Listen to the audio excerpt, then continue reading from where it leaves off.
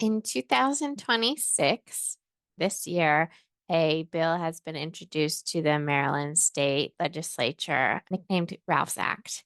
Ralph's Act tries to address the changes that people have to go through when they move from state to state. As a individual receiving disability support services in any given state, you are restricted to your state's Medicaid budget and how they provide supports, and that does not come with you when you leave a state most of the time. You usually have to notify the state you're moving to, get on a list of someone who's going to be eligible to receive services, and then wait. Wait for the next available slot, competing with all the other people who are applying for disability support services. This could be every 22-year-old leaving high school with an intellectual disabilities, and it competes with every other individual who's been in the hospital and is waiting for long-term support services as a newly disabled person. This can provide a huge challenge to people who had been receiving services and who are expecting to receive the same level of support when they move to their new state. Ralph's Law in Maryland, which is being proposed to the Maryland state legislature, tries to address that.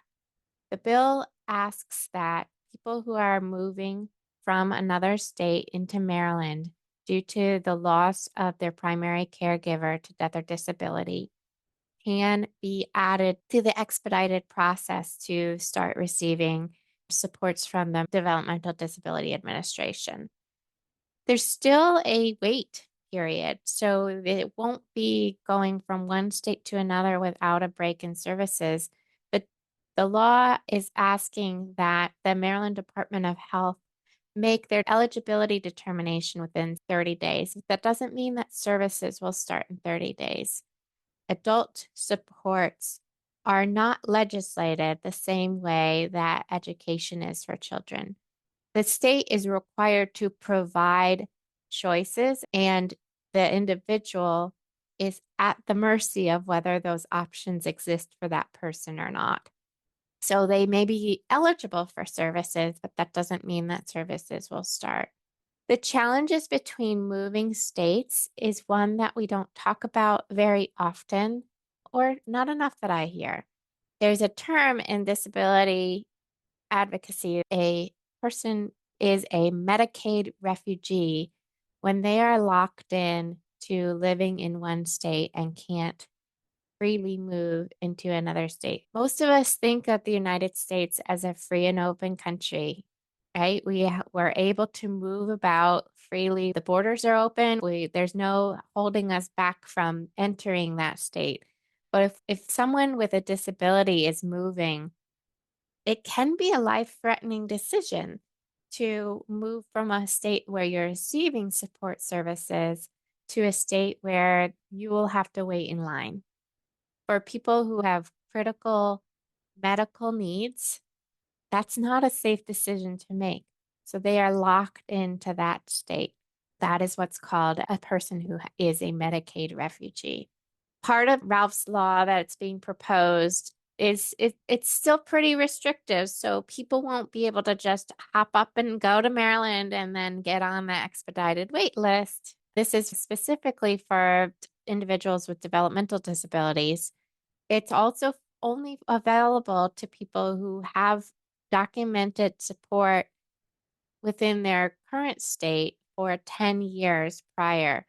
So it doesn't allow people to just say, hey, we like the way Maryland does things. We like the budget that Maryland provides their self-directed service individuals. We like that people can work and still receive Medicaid in the state of Maryland.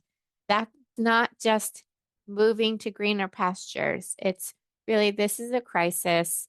This isn't a relocation for sake of relocating.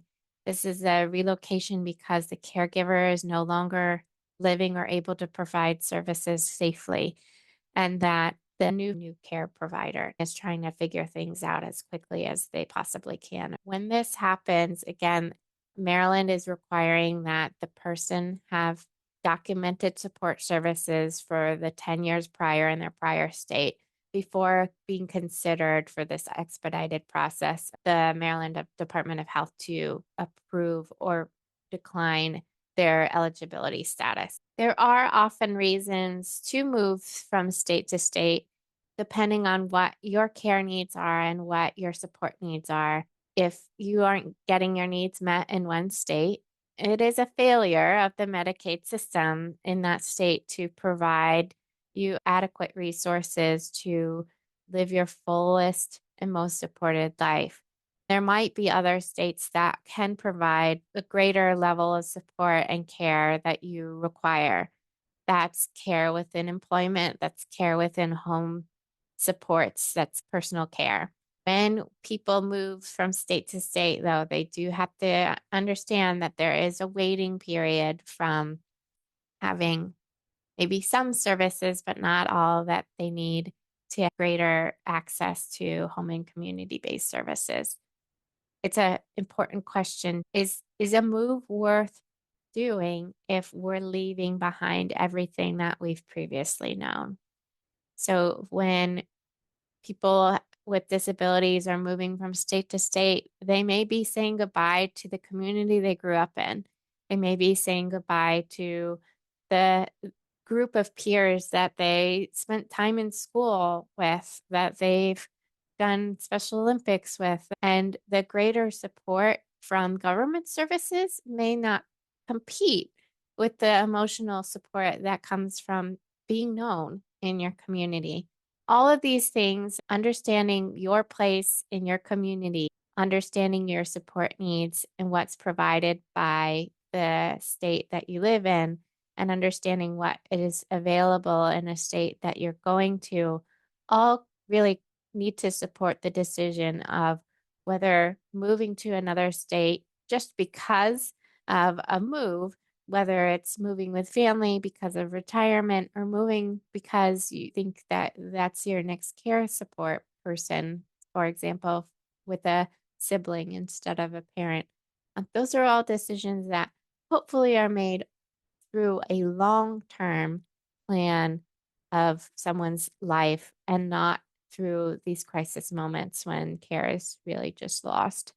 My hope is that legislation like Rouse Act can provide more access to people as they move freely about the country, and that it gives them and their family, who is now in this moment of trying to figure out how to live a new life together, can receive as much support as they possibly can through the process.